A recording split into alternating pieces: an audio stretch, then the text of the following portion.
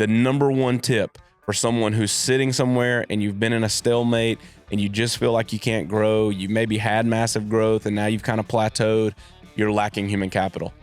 If there's nothing else you could do, is hire more people to take over the tasks in your day that are preventing you from living in the creative that you were in when you started the business. You have bottlenecked yourself by not hiring enough people around you. You have to have a big team. Our team grows faster than our business grows. The number one question in a coaching environment is, TJ, you say, hey, hire a team. How do we fund that? How do we have the money to do that? What comes first, the chicken or the egg? It's always the chicken. It's always the chicken.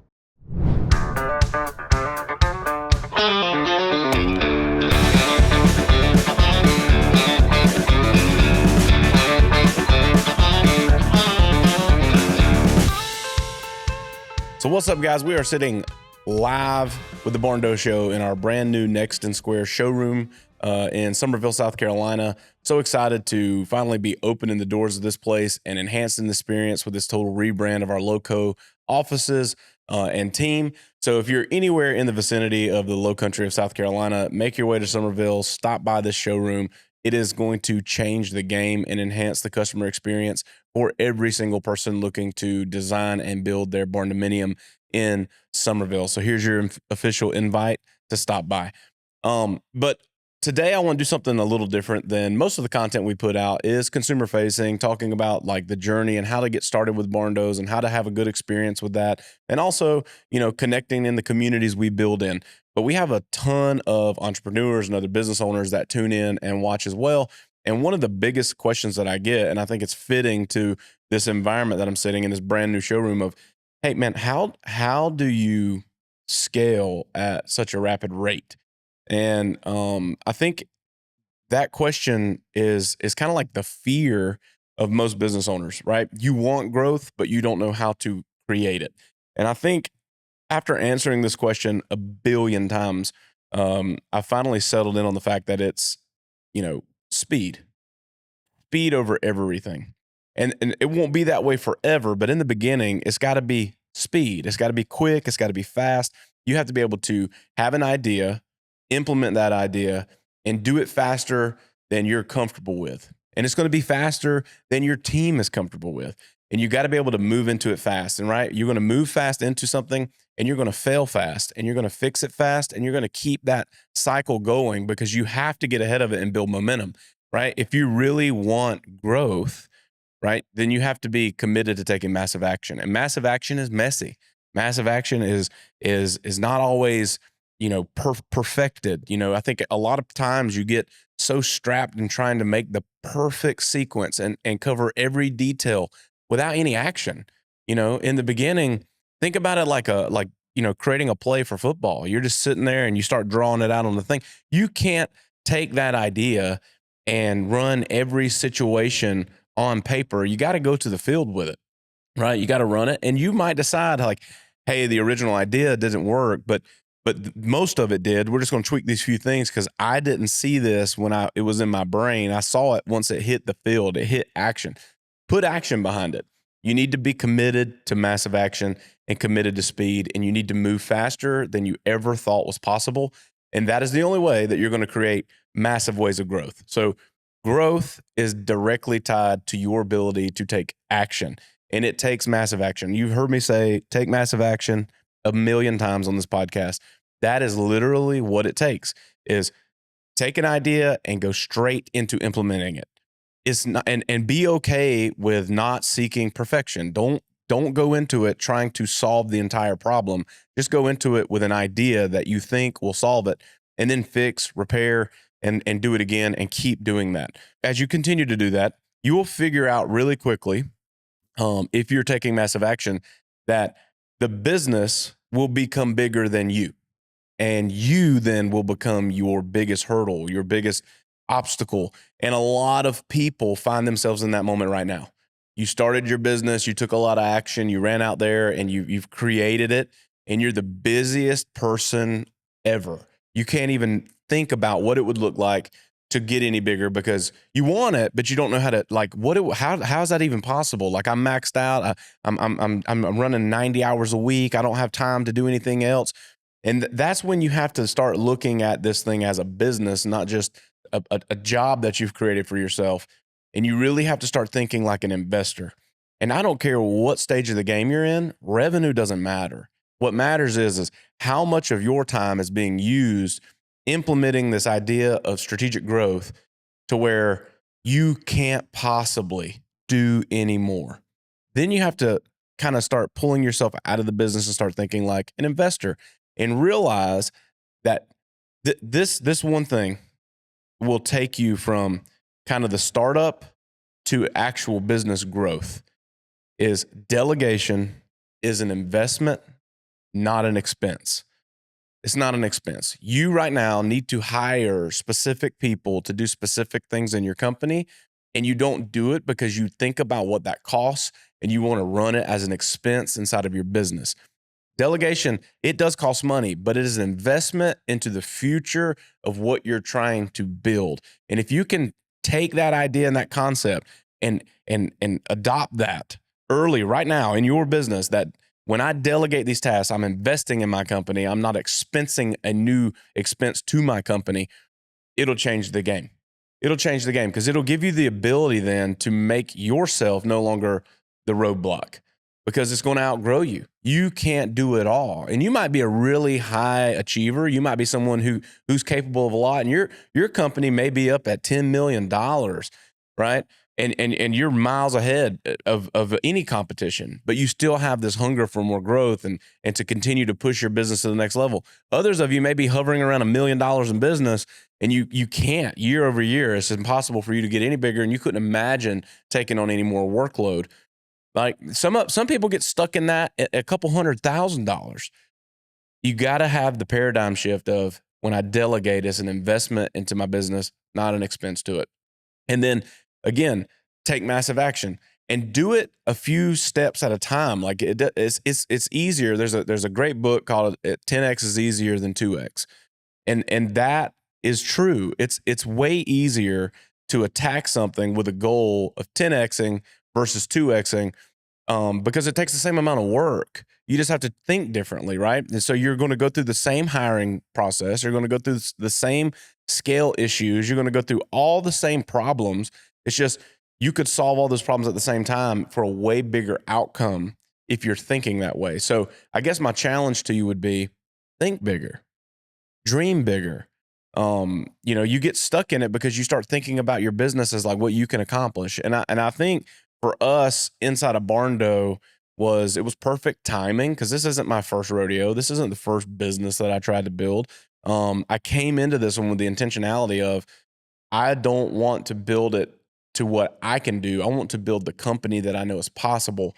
And so really early in the business, we started hiring and delegating tasks and building out a team, all the way up until the point to where now we have a leadership team in place. We hired a new COO, and like that, just those things have taken so much of the load of like what has to be done in the business off of my plate, so that I can strategically think about all the growth opportunities and what it's going to take for me to go there. And it's no longer a matter of like what I can do. It's just, what can I dream and what does it require for me to go and build that? And those kind of thought processes are literally the things that are keeping you in the same place. Those are the things that are keeping you at this, continuous year over year inability to grow, like up and down kind of moments in your business, is because you haven't unlocked that potential yet. And it could be a couple of things. Either A, you're not dreaming big enough or thinking big enough. You have literally limited the potential impact of your company to your own thoughts. And a lot of that is triggered by, you can't envision something happening without you lead guiding and directing it. Meaning, if you're a craftsman, you've got to be in the business and doing the things, and you can't imagine not being the guy doing that. And then you have to ask yourself a question: do I want to do it because of the craft, or am I wanting to build the business because I want to own a business? And if the answer to that is I want to grow, then you've got to change, and you've got to approach this thing differently, and you have to really get strategic on how you go and do that. And a lot of that boils down to, am I dreaming big enough? Am I moving fast enough? And not getting stuck in the paralysis analysis. So this episode is sponsored by the Barndo Co. You can visit us online at thebarndoco.com and get started building your dream barndominium today. We specialize in build on your lot turnkey barndominium solutions. We have a whole gallery of plans that you can explore through. You can also go full custom route. You can get in touch with us through the website by filling out the contact us form, and one of our Barndo professionals will reach out to you, get your dream started today. Those things are kind of the most common issues, right? And in our business, like I catch our leaders sometimes getting stuck in those moments because they're kind of bottlenecking their own departments. And so as the leader of the company, I can come in and help lead and navigate through that and say like, hey, you're not thinking about this the right way. You're not thinking about this, big enough. You've got a full plate of things. We need to start delegating those things from you to new opportunities in the company. And one of the ways I like to do this, like I think the most effective, and even when I'm coaching business owners, I steal a playbook from Dan Martell. If you've never read the book, Buy Back Your Time, it's an incredible read. I highly recommend it. But one of the things in there is auditing your time. And so what you do is you literally pull out a notebook, you sit down, and you write down everything you do from the moment that you begin work until the end of your work day. And if you're an entrepreneur, that could be from 5 a.m. to 10 p.m. If you're, an entrepreneur and you're in an organization, you're trying to maximize your team, that could be your 9 to 5. But you write down literally everything, and you don't go into it thinking like on a granular level. Like literally, it's like, hey, at 7 a.m. I checked emails. At 7:15, I made a phone call. At 7:25, I went into a meeting. At 9:15, I left the meeting. From 9:15 to 9:30, I was doing this one task, and you just write it all down. As you're doing it, you just write it down, and you need to do that for a minimum of a week, right? It's better if you can go 2 weeks, even 30 days, and just every day create a log. And the more data you gather, the better your information pool is going to be. Because if you're an entrepreneur, man, you probably have no 2 days alike, but you will be doing like tasks in each one of those. And so once you've done that, you can go back through that and kind of group those things together into clusters and assign how much time am I spending doing this thing. And so you've listed every task, you've grouped like tasks together, you've assigned a value of time to it based off of the data that you've taken from your schedule and recording the schedule. And then what you want to do is get you two markers, right? Green and red. And you go through there, and anything in this list of tasks that you've determined, you highlight them green if they bring you joy, right? These are things that like charge me up. I get excited when I'm doing these things. They make me want to conquer the day. These are the things I live for. I love these. Those get green. And then kind of opposite of that is anything on that list of tasks that absolutely drains you, right? If it's something and you're like, man, when I do this, I am worthless for like 2 hours because I just got to like recollect my thoughts after I do this. Those things get hit red. And what you'll notice is out of the whole list of things, about half of it won't have a color. It'll just be left not green, not red. Those are the things we get paid to do, right? Those are just administrative things, little things that are required to operate in business. Those don't matter. Those will always be there. But 50 out of the other 50% of your day, you're going to start noticing things that you love and things that you hate. And so what you want to do is take the things that you absolutely hate, the things that drain you, and start grouping those together and figure out, hey, how much time in a week is allocated to these things? And then you take that list of items and you just created a new position inside of your organization. And you need to go find someone and hire someone that gets charged up to do those things, right? And they exist. The biggest example of this for me personally is in an executive assistant role, right? Without an EA, there's no way I could operate and perform at the level that I perform because I'm not good with task management. I'm not good at running a calendar. I say yes to everything. If you call me, text me, email me, I'm going to say yes. And then I've got 7 appointments at the same time, and it's overlapping something where I don't have time to do the task that I need to do. So just that one piece for me was like, this is the most important thing that I could ever have. So I identified that early in the business. I hired an EA. They run my life, right? They manage every menial task in my life, every email, every phone call, everything is offloaded, and I just get to operate in visionary all the time. We did the same thing when we were, building out the accountability chart in our business was, hey, what charges me up? Well, like sales and marketing always charge me up. But if I compare sales and marketing tasks to visionary tasks for growth, like strategic growth for Barndo, they pale in comparison, right? Like it's not even close. So like it identified the need for me to go and find a director of sales, to go and find a marketing manager, because I needed to get those tasks off of me because they don't have the same value, even though they're not like necessarily draining. At some point they become the drain because they're pulling me away from visionary tasks of what it's going to take to lead this company to the next level.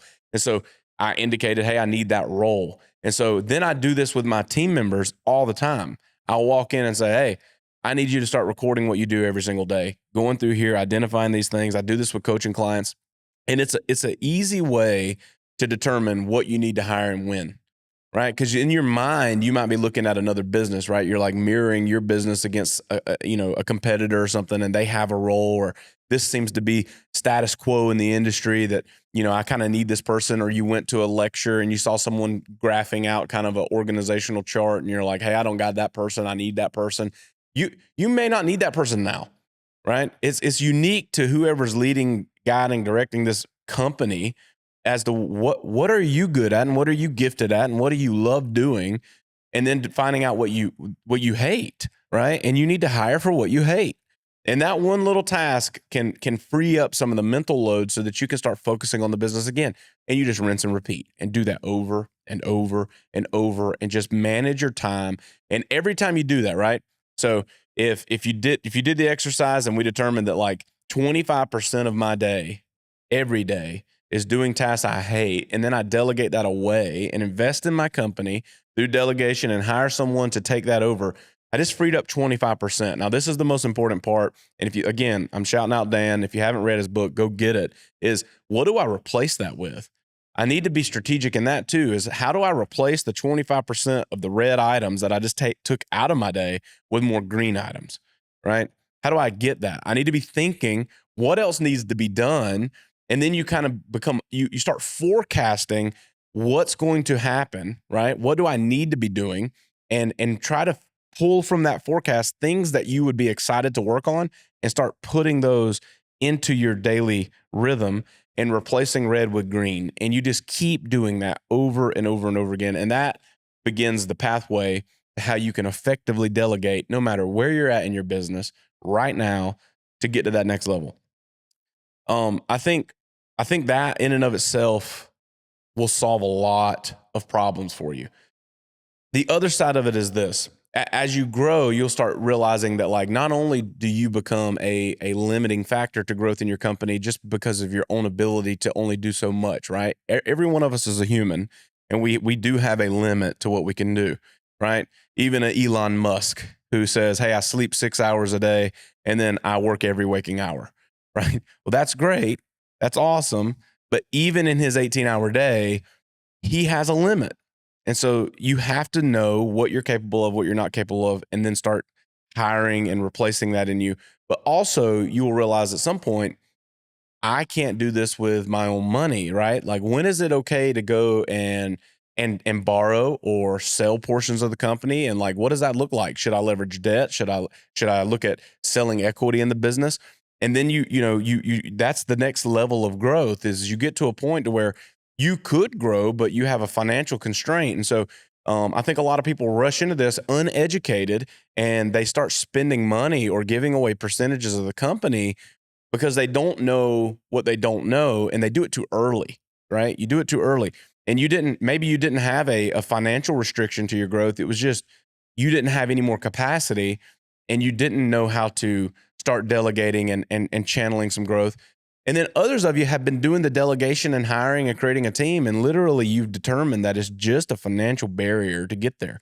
And so then you want to go through kind of some exercises like, hey, if I were to give up equity in my business today, how much of my business would I have to give away to get this much money? And if I got this much money and implement it into the growth strategy that I'm prepared for the business, how big will the business become?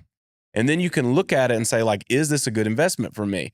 Can I get there with this equity play to where I give away 40% of my business for a couple $1,000,000 in order to grow my business to a level where the 40% is going to be worth 10 or $20 million? I don't know that that's a good play. It may be the only option, But if you can at least have the forethought to think through that process, then you have the ability to counter it by saying, what would I pay if I did this with debt? Right. And then you can look at a whole different world rather than going and getting an equity play. You could look at, hey, can I do this with a line of credit? Could I do this with a private capital? Could I do it with an individual? Go get private debt? Could I go to the bank and get debt? Could I, take out a mortgage on my home? Could I, get a HELOC? All these different things that you could do. You need to be strategic in that. And I don't think you need to be doing that until you've really analyzed the human capital portion of your business, right? I think that there's a play there where everyone thinks about capital at some point, and they always go to financial capital. But human capital is the most important piece. And if you're not leveraged heavily on human capital, I don't think that it's a good time to go and start asking for money for the business. And it's a hot topic, right? There's M&A guys everywhere that promise the world and tell you all these pie in the sky stories about how you can go and pull money and sell chips off the table and all this other stuff to grow your business. And I just speak from my own experience there. It's a lot of times it's just bullshit. There's a lot of people in that space that make their money off of those deals, and they'll put you in positions because you came to them with an ask of a couple $1,000,000, and they get you the couple $1,000,000, but nobody asked, is this the most strategic way to do it? So I put it to you this way, if you're in a position like that and you're at a point where you feel like you need to start looking for capital and you don't know who to talk to and you're afraid to have those conversations, or maybe you've been at the table having conversations with someone and it just doesn't feel right and it's kind of scary, reach out, shoot an email in, hit me up on email or through social media. I don't care how you get to me. Someone will get you in touch with me. I'll connect you with someone who can come in and help you from that perspective, because I've been there. I've been sitting at a table where I've heard this is a way to go and leverage capital to grow the business. And thankfully, we were advised against it because it's not always the best solution. There's so many ways you can solve the money problems in your business. And a lot of times you can solve them with your own ability to go and produce more if you can just change the rhythm of the company and get the right people in place through human capital. And that's delegating and hiring the right people. So those are a couple of the things that we've done here at Barndo Coast at the very beginning. Is we hired really fast. We knew why we were doing what we were doing. We knew exactly who we were looking for, and it's part of the process. And we always get to a point to where if I know that my goal is to take us to this level, I can look at the current team and I can look at what team is going to be required for the next level and figure out how big the delta is and start doing the math of what that's going to cost us, how we're going to get there. And then we just start taking baby steps towards it, but we never take our foot off the gas.